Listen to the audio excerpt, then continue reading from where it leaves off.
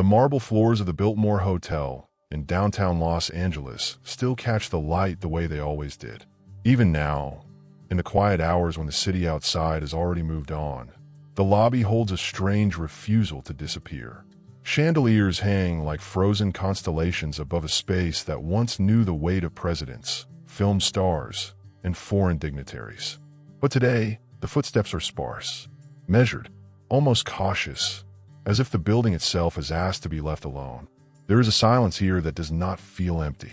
It feels occupied, and standing in this stillness, a question rises that the polished stone cannot answer.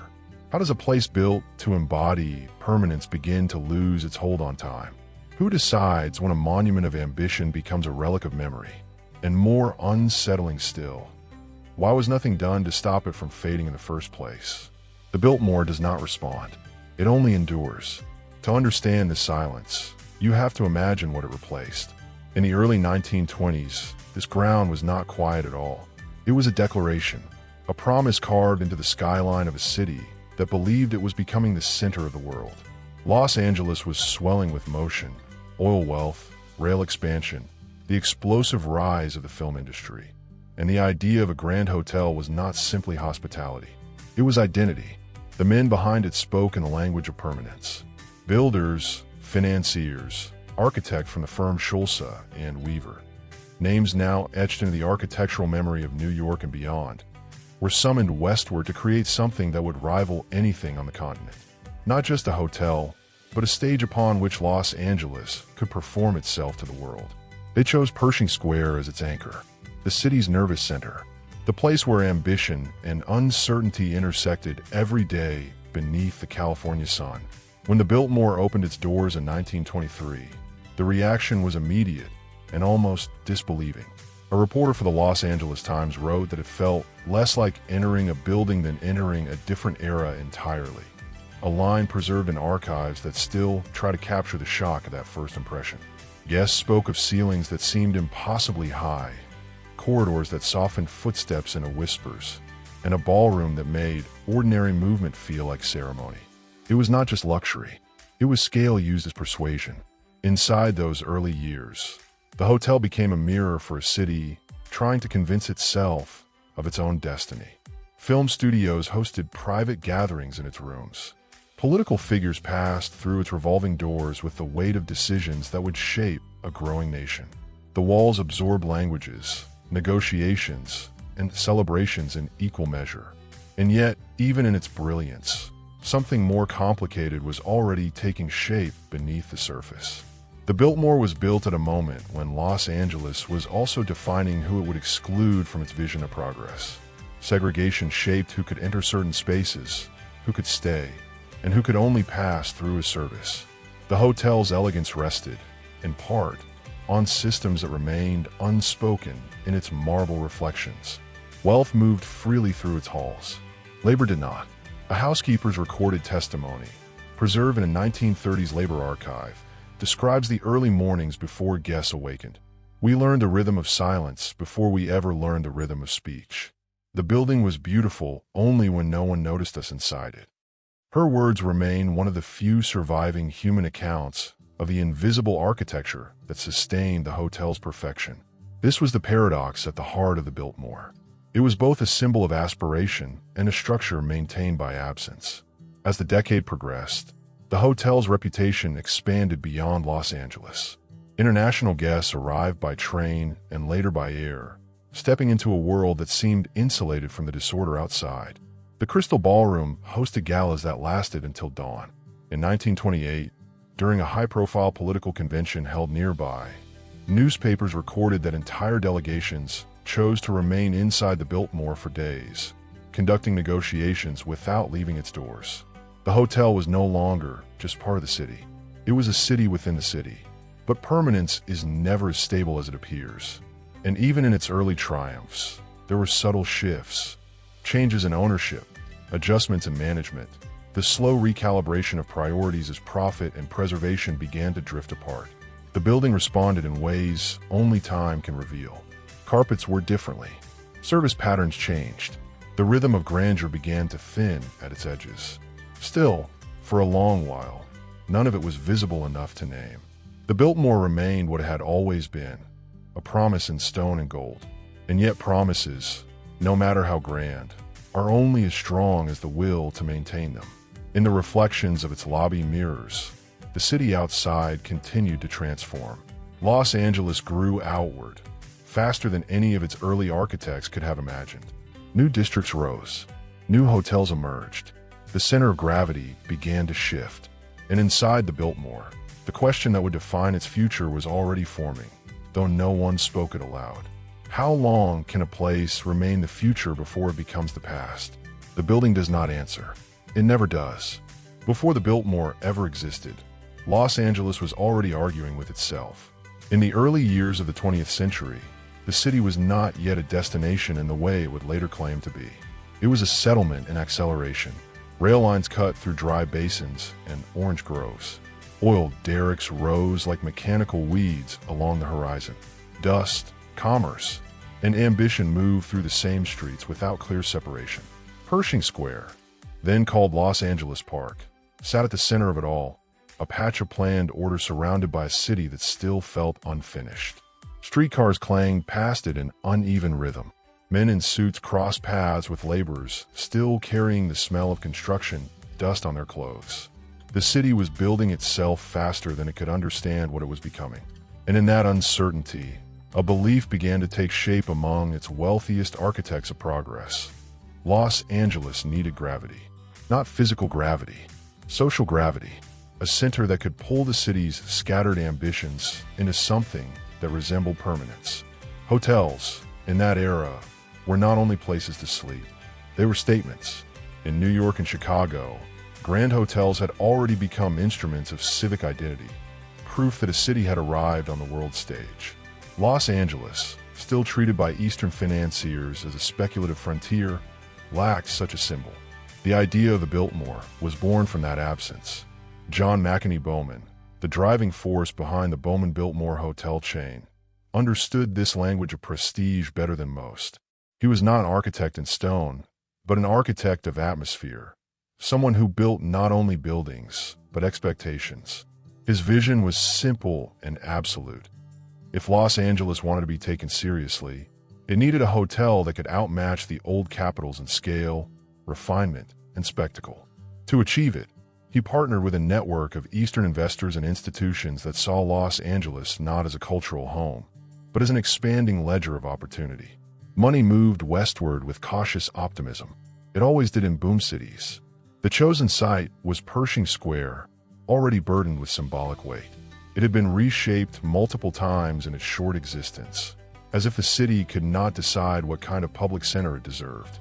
Each redesign carried the same underlying tension, order imposed upon volatility. For the architects Schulze and Weaver, the commission was both opportunity and pressure. They had already built their reputation on hotels that blended European grandeur with American scale, the kind of spaces that made guests feel both elevated and slightly diminished. In Los Angeles, they were asked to do something more difficult, create permanence in a place that still believed it was temporary.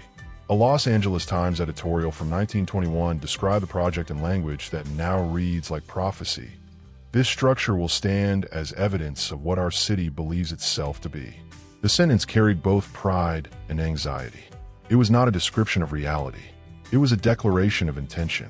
But declarations are fragile things when built on uncertain ground. Beneath the optimism of blueprints and financing meetings, there were quieter negotiations taking place over land acquisition, zoning flexibility, and the reshaping of Pershing Square itself. Some property owners welcomed the transformation. Others resisted it, fearing what a structure of such scale would do to the character of the neighborhood. Their objections were recorded, then gradually absorbed into the momentum of development. Progress, in Los Angeles at that time, rarely paused for hesitation. Construction began with the removal of older structures that had once seemed permanent in their own right. The sound of demolition carried through the square like an interruption no one could fully process. Dust rose and settled and rose again. The city watched itself being rewritten.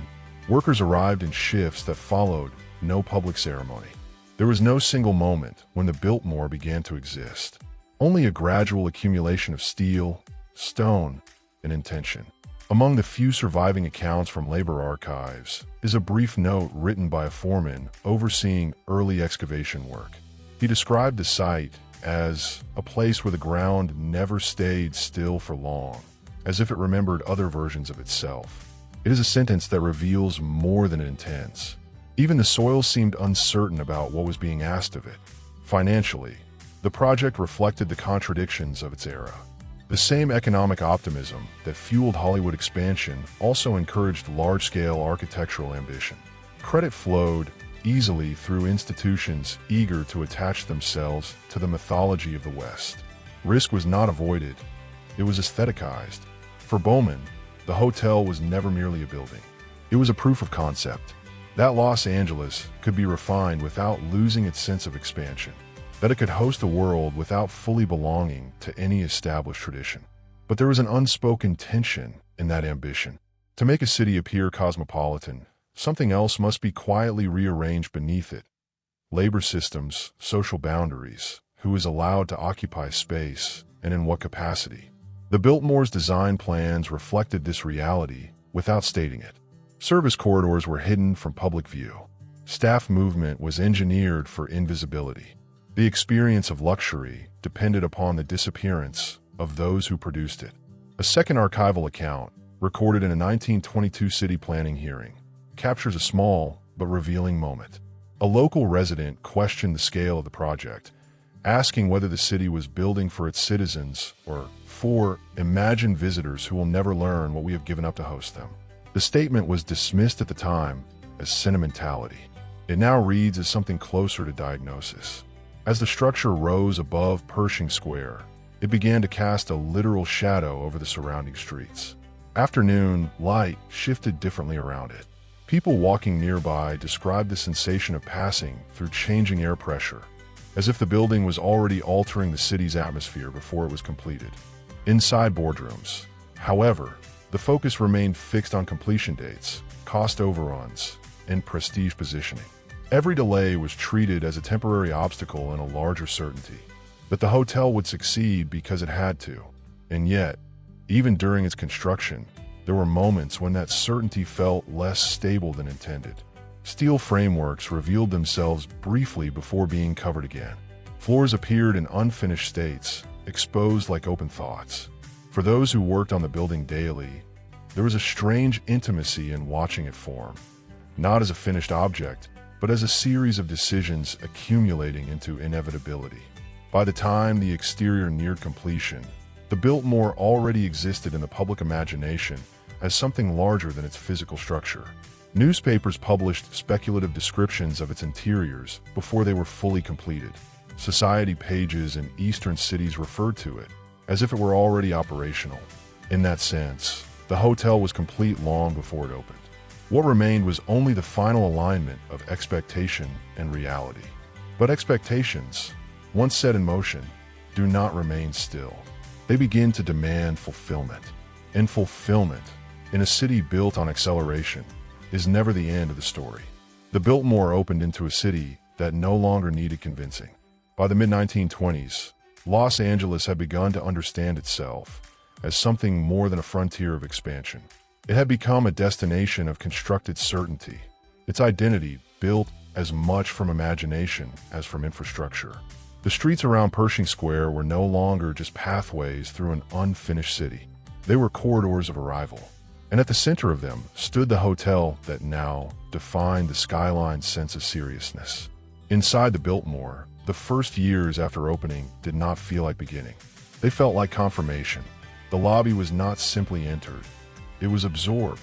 Marble floors stretched outward in deliberate symmetry, reflecting light that had been carefully curated to soften the edges of reality. Above, the ceiling carried weight without appearing heavy, a contradiction achieved through design rather than illusion. Guests arriving from train stations or newly paved boulevards often paused without speaking, as if language had temporarily lost relevance in the presence of scale refined into elegance. A 1924 Los Angeles Times travel column described the experience with restrained astonishment. One enters and feels the city fall away behind the doors. It was not a celebration. It was an observation of separation. The Biltmore did not sit inside Los Angeles. It positioned itself slightly above it, as if studying the city it served. That distance became its defining power.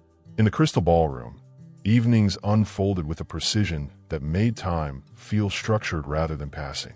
Orchestras tuned themselves to the acoustics of space that seemed designed for sound to linger without decay. Guests moved across the floor in patterns that suggested both ritual and spontaneity. There was always motion, but never disorder. The hotel's reputation spread quickly through both official and informal channels. Business leaders held negotiations in private dining rooms whose walls were thick enough to erase the outside world. Political figures passing through Los Angeles on national tours were hosted in suites where security and discretion were indistinguishable. And increasingly, figures from the emerging film industry began to appear, not as celebrities in the modern sense, but as craftsmen of illusion seeking environments that matched their ambitions. A visiting studio executive wrote in a personal correspondence preserved in an archive at the Los Angeles Public Library, "The Biltmore is the only place in this city that understands scale without apology. It makes everything else feel provisional." His words capture something essential about the hotel's role.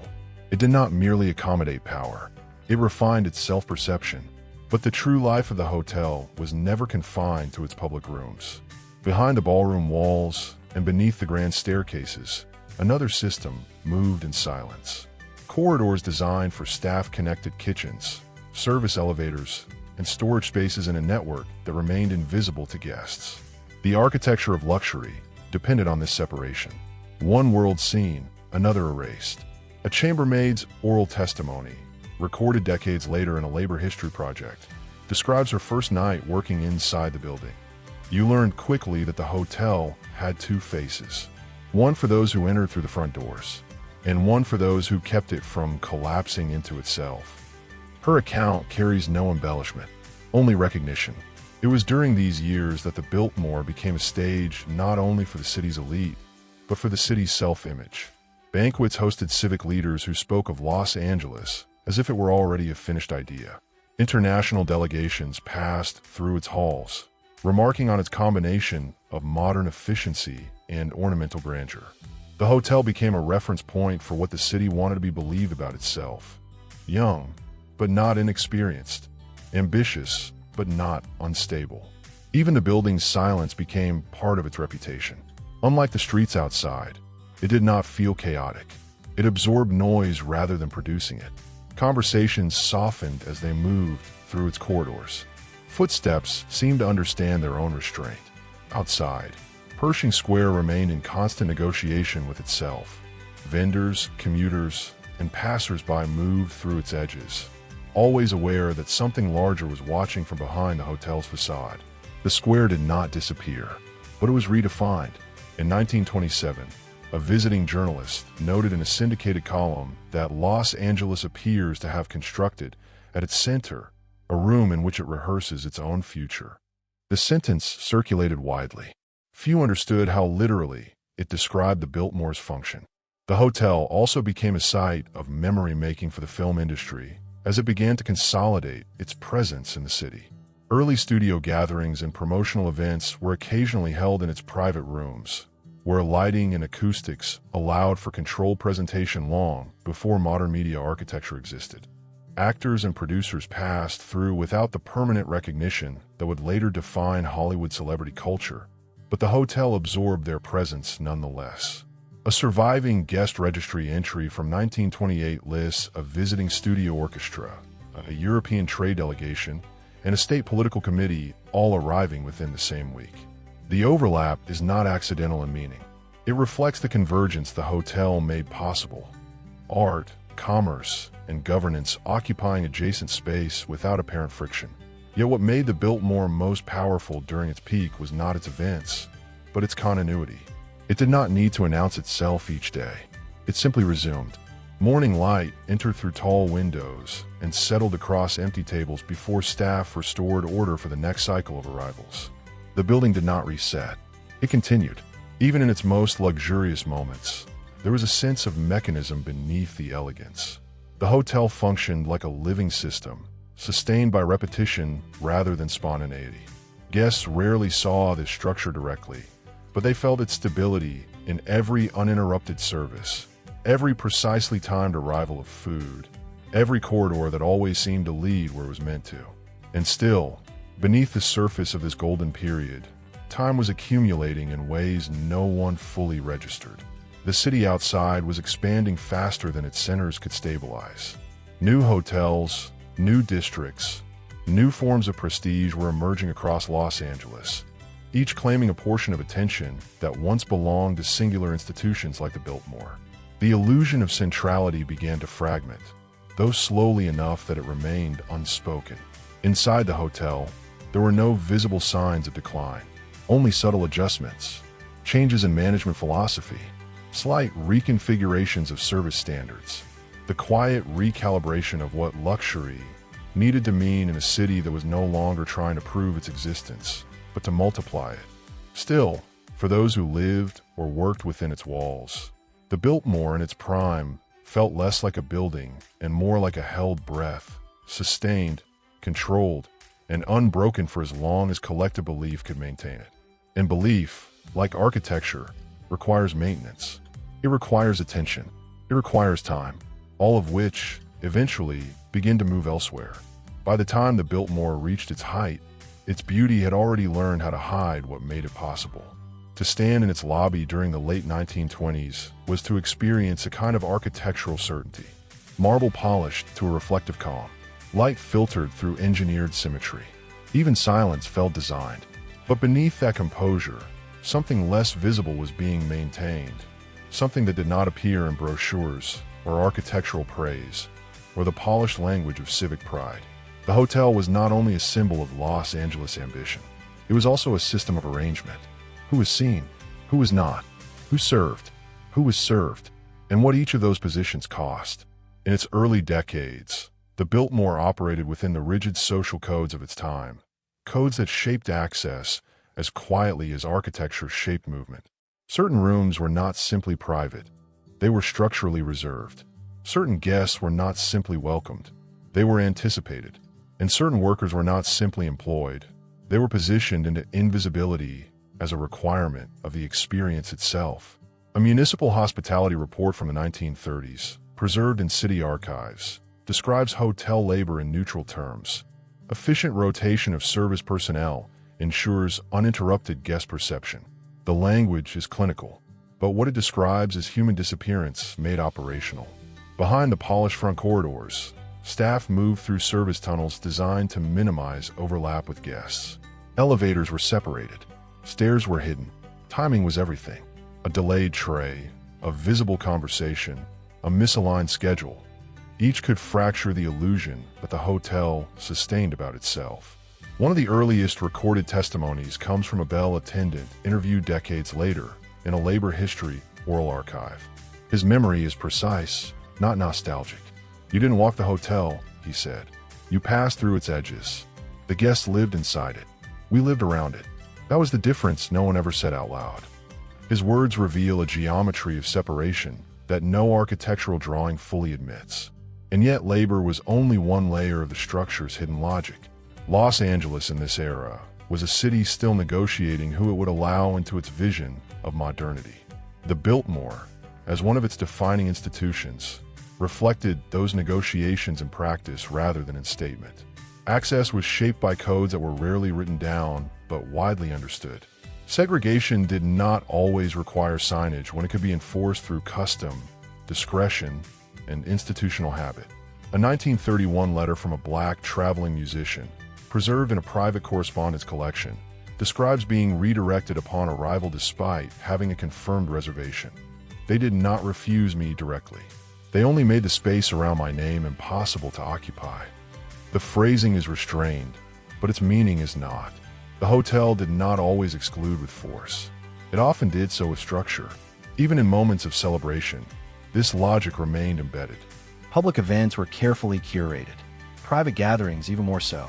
The appearance of openness masked a system of controlled visibility, where who was allowed to appear in the hotel's most photographed spaces reflected decisions made long before arrival. Meanwhile, the city outside was changing in ways that subtly destabilized the hotel's position. New districts of luxury emerged along Wilshire Boulevard. Competing hotels rose with modernized amenities, marketing themselves as the next evolution of hospitality. The center of prestige no longer belonged to a single address. It began to disperse, like water finding new paths through cracked ground. Inside the Biltmore, this shift was not immediately framed as decline. It appeared first as adaptation. Renovations were commissioned. Service models were updated. Management language began to emphasize efficiency alongside elegance. These were not signs of failure. They were signs of adjustment. But adjustment, over time, becomes acknowledgement. And acknowledgement begins to change what a place believes itself to be. Financial records from the early 1930s show another pressure forming beneath the surface: the Great Depression. Occupancy fluctuated. Revenue patterns shifted unpredictably. The hotel remained open, but the certainty that had once surrounded its operation began to thin. Luxury, in a time of widespread economic contraction, is never only aesthetic. It is political. A city planner's internal memorandum from 1933 notes the Biltmore as structurally significant, but increasingly symbolic rather than economically central. The phrasing is careful, but its implication is clear. The hotel was beginning to shift from active engine to cultural artifact, even while still functioning. Within its walls, however, daily life continued with practiced consistency. Guests still arrived. Banquets still unfolded. Orchestras still tuned themselves to the acoustics of carefully maintained rooms. The building did not stop performing itself, but performance is not the same as stability. And stability, once questioned, does not return in its original form. There were moments when the contradictions of the hotel became briefly visible to those inside it, not through scandal in the public sense, but through friction.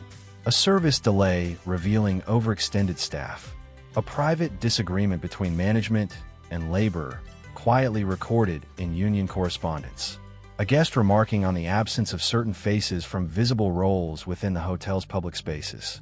A union organizer's statement from a 1937 labor meeting captures this tension. A place can be admired for its order while being built on the removal of those who maintain it. The sentence was met with silence in the record that preserves it. Silence, in this case, functions as its own kind of response. What makes the Biltmore's hidden dimension difficult to reduce is that it was never a single contradiction. It was a layered condition. Economic ambition depended on labor invisibility. Architectural grandeur depended on operational segregation. Civic pride depended on curated exclusion. Each layer supported the next without ever needing to be openly acknowledged. Even the idea of service itself carried this weight. Service was not only work, it was a spatial discipline, a choreography of presence and absence that allowed the illusion of effortless luxury to persist. And yet none of this was exceptional for its time. What made it significant was scale. The Biltmore did not invent these systems. It concentrated them. In doing so, it made them harder to ignore in retrospect, even if they were barely noticed in their own moment. By the end of the 1930s, the hotel stood in a different cultural position than it had at its opening. Still prestigious, still active, still central in certain civic rituals, but no longer singular. Its authority had become distributed across a changing city. And beneath that shift was a quieter transformation, the beginning of memory replacing immediacy. People no longer spoke of the Biltmore as the future of Los Angeles. They began to speak of it as part of its history. A place can survive that transition, but it cannot remain unchanged by it. Because once a building becomes something remembered, it begins to be measured differently, not only by what it is, but by what it once promised to be. The moment the Biltmore stopped belonging entirely to itself did not arrive with collapse or silence. It arrived with a signature. In 1954, after a series of corporate consolidations that reshaped American hospitality, the hotel was absorbed into the expanding Statler-Hilton system. On paper, it was a continuation: investment, modernization, operational efficiency. In reality, it was a turning point that altered the building's identity at its core. There was no single dramatic rupture, no fire, no evacuation, no final night of grandeur. only a change in ownership structure. And yet for those who understood the language of institutions, it was irreversible. On the morning the new branding was installed, workers arrived before sunrise. Letters were removed from the facade with mechanical precision. The old identity did not fall. It was unscrewed, lifted, and carried away in sections. In its place, a new name was mounted, clean, corporate, standardized. A maintenance supervisor's internal memo from that week, preserved in hotel archives, records a simple observation. The building feels quieter even when occupied. Guests are adjusting their language without realizing it. It is a small sentence, but it marks the beginning of something structural. Because what changed was not only ownership, it was orientation. The Biltmore, once designed as a destination of prestige and civic performance, was now repositioned as part of a network, a node in a system of interchangeable luxury. What had once been singular was now replicable. What had once been anchored in Los Angeles ambition was now aligned with national hospitality logic. And in that shift, something essential loosened. Downtown Los Angeles itself was changing in parallel motion, though not in coordination. Post-war development pulled wealth and attention outward. Freeways carved new paths through the city's body, redirecting flow away from older centers. The logic of movement was no longer converging on Pershing Square. It was dispersing beyond it. The Biltmore did not move, but the city around it did. A city planning report from 1957 describes the downtown core in restrained administrative language, reduced residential density, increasing transient usage, and redistribution of commercial gravity. The phrasing avoids emotion, but what it describes is a slow evacuation of permanence. Inside the hotel, management responded with adaptation. The Biltmore was no longer primarily a palace of social elites. It was repositioned as a convention hub. Large gatherings replaced intimate prestige. Conference schedules replaced gala calendars. The architecture remained unchanged, but its use was recalibrated to match a new economic reality. Ballrooms that once held orchestras now held industry panels. Corridors that once carried diplomats and film executives now carried regional delegates with briefcases and schedules printed in bulk. The sound of the building changed subtly. Less music, more microphones. A 1962 travel columnist noted the difference with careful understatement. The hotel still possesses its scale, but scale no longer guarantees ceremony. It was a quiet admission that grandeur alone could no longer sustain meaning. But the true turning point was not aesthetic. It was psychological. Longtime staff began to describe a shift in how the building felt to work inside, not in its physical condition, which remained carefully maintained, but in its internal coherence. Departments operated more independently. Communication became procedural rather than relational. The sense that the hotel functioned as a single organism began to fracture into systems and schedules. A housekeeping supervisor interviewed in a labor history project decades later described it this way: "It was still the same building, but it stopped feeling like it knew us." Her statement carries the tone of someone describing a relationship that ended without announcement. There's a tendency to imagine decline as visible deterioration. But in the Biltmore's case, the early stage of irreversibility was organizational, not material. Then came the shift in public perception. By the late 1960s, downtown Los Angeles was increasingly framed through narratives of congestion, transition, and obsolescence. New hotels and suburban corridors offered modern amenities, parking accessibility, and distance from urban density. The gravitational center of hospitality was no longer downtown. The Biltmore remained operational, but its symbolic role had changed. It was no longer the definition of Los Angeles luxury. It was its reminder. A 1968 guest registry entry captures the overlap of eras in a single week. A national insurance convention, a visiting European cultural delegation, and a regional civic redevelopment meeting all occupying adjacent spaces. The hotel was still full, but the meaning of its fullness had altered. Then came the sequence that marked the true point of no return. It was not a disaster. It was a decision made over time. Corporate restructuring in the hospitality industry began prioritizing efficiency over preservation of individuality. Historic interiors were evaluated against operational costs. Large legacy properties were no longer treated as singular identities, but as assets to be optimized. At the Biltmore, this logic translated into gradual interior modifications.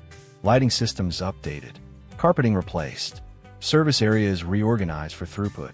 None of these changes alone constituted loss. Together, they accumulated into transformation.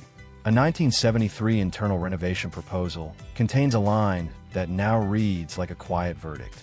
Public spaces should be adapted to contemporary expectations of flexibility rather than historical specificity. In other words, memory was no longer a design priority. Around the same time, downtown civic investment began to shift toward redevelopment initiatives that did not center older hospitality institutions. The hotel was no longer part of the city's imagined future. It was part of its inherited infrastructure. An inherited infrastructure, unlike envisioned futures, is rarely protected by emotion. The most visible rupture came not from within the hotel, but from its surroundings. Street-level activity around Pershing Square thinned during certain hours. Businesses rotated more frequently. The rhythm of arrival that once defined the district became uneven. A city maintenance worker interviewed in 1975 described the area bluntly. It still stands there, but doesn't pull people in the same way. You feel like you're walking past something instead of toward it. That distinction, past instead of toward, is the essence of turning points in urban history. Inside the hotel, operations continued. Weddings still took place. Conferences still filled schedules. But the emotional economy of the space had changed. Guests were no longer arriving with anticipation of entering a defining institution. They were arriving because it was available, functional, familiar. Even the staff began to adjust their language. Not consciously, but structurally. The building was referred to less as a singular identity and more as a location within a network of work. And networks, unlike monuments, do not require reverence. By the end of the 1970s, the Biltmore's decline was no longer speculative. It was observable in patterns, reduced cultural centrality, shifting urban priorities, and a steady migration of prestige elsewhere in the city. Yet the building itself remained intact, architecturally unchanged in its essentials, which is what made the moment more difficult to define. Because irreversible change in institutions rarely announces itself with visible damage. It arrives when the reasons for preservation begin to feel less urgent than the reasons for replacement. And once that balance shifts, it does not return, not to what it was, not fully, not ever. The decline of the Biltmore did not arrive as a single visible collapse. It arrived as absence accumulating in familiar places. By the late 1970s and into the 1980s, the hotel still stood at Pershing Square with the same exterior dignity it had always carried. But inside, entire floors began to change their purpose. Some rooms were permanently taken out of service.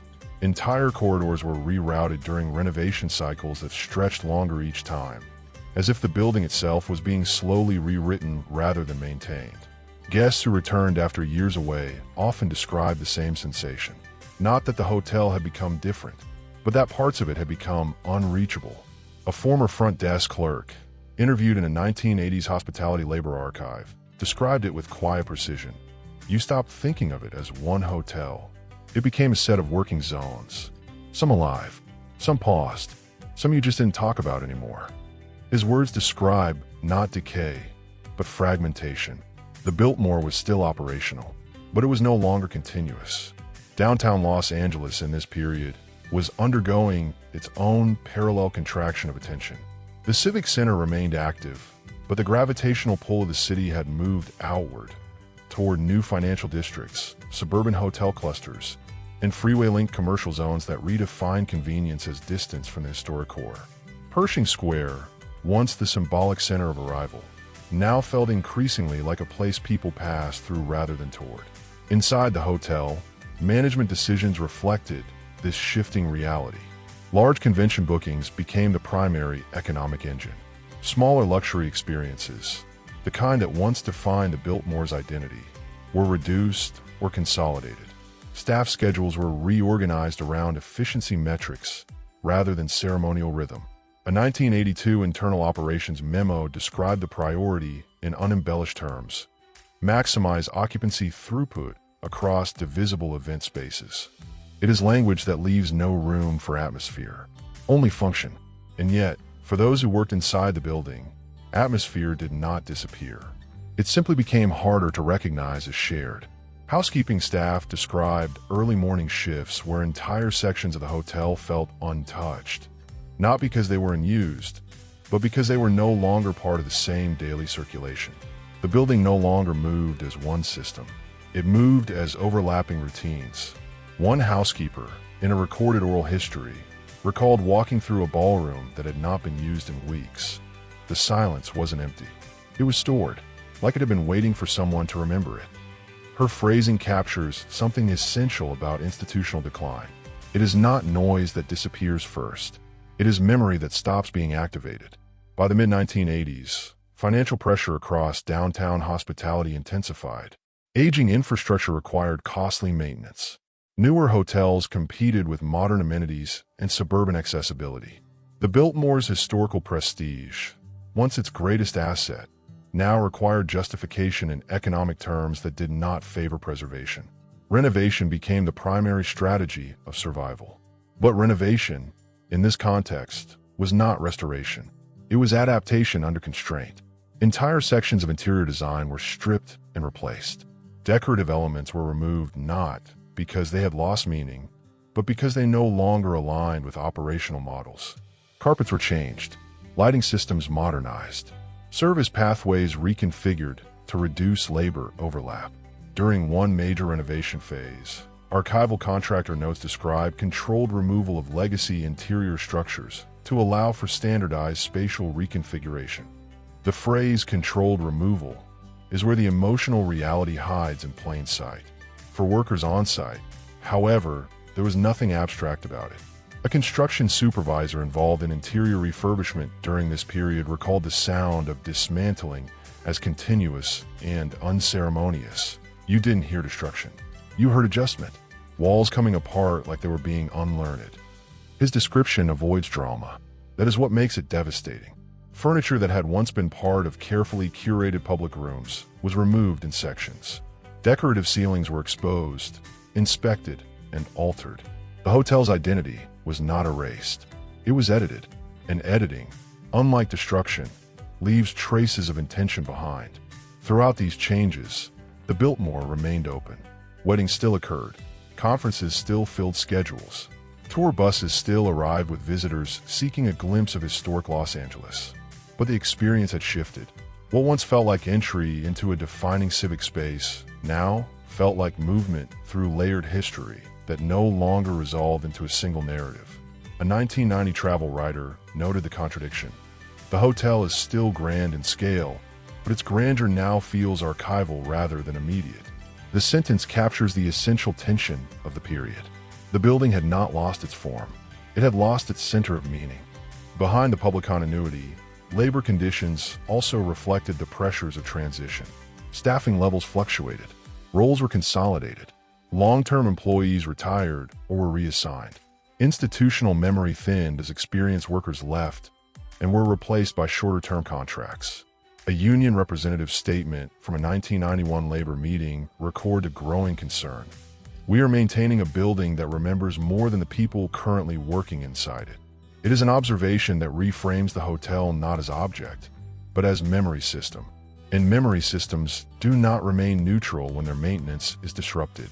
By the early 1990s, discussions around the future of historic downtown properties intensified. Some proposals suggested redevelopment.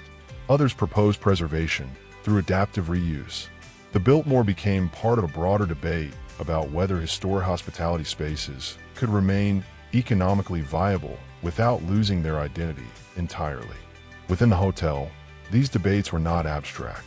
They were felt in incremental changes to operations. Event programming shifted again. Public spaces were reclassified for multi-use flexibility. Certain areas were temporarily closed for structural assessment, then reopened with altered configurations. There was no single moment when the building declined. There was only a gradual redistribution of attention away from what it had once been. Even Pershing Square itself changed in character. Urban revitalization efforts attempted to stabilize its role in the civic landscape, but the patterns of use had already shifted. The square became less a destination and more a passage between functions of the city. A city maintenance worker interviewed during this period described the surrounding environment with blunt clarity. You still see the building, but you don't feel pulled toward it anymore. It's just part of the route. The distinction is subtle, but final in implication. Inside the hotel, the staff adapted to this new reality with practiced resilience. Rituals of service continued, even as the emotional context surrounding them changed. Doors opened, rooms were prepared, events were staged. The machinery of hospitality did not stop, but it no longer felt anchored in a singular civic purpose. Then came the moments of near closure that marked the deepest point of uncertainty. Financial restructuring in the hospitality industry during the early 1990s placed pressure on older urban hotels nationwide. The Biltmore underwent ownership transitions and operational reassessments that briefly placed sections of the building under threat of permanent closure or repurposing. During these periods, certain floors were temporarily shuttered, staff reassigned, and service areas consolidated. For those inside, these were not dramatic events. They were periods of waiting. A banquet manager from that era recalled the feeling. You would come in and not know how much of the building you would actually be using that week. It changed the way you thought about space. Nothing was guaranteed to be open. His statement reflects a condition of uncertainty that had become structural rather than temporary. At one point, during a major interior overhaul, large-scale removal of outdated fixtures and design elements was carried out to prepare sections for modernization. Contractors moved through corridors that had once defined the hotel's identity, dismantling what remained of earlier aesthetic systems. The sound of tools replaced the sound of service. Not destruction, transition, but transition that no longer pointed toward a single direction. By the end of this period, the Biltmore was still standing, still functioning, still present in the city's hospitality landscape, but it was no longer the defining center it had once been. It had become something more complicated, a structure that carried its own history forward, even as the city around it no longer required that history to define its future. And in that distance between presence and centrality, the decline became complete in a way that no closure notice could ever fully capture. Because what ended was not the building. It was its necessity, not as a relic, not as a ruin, but as something more complicated than either.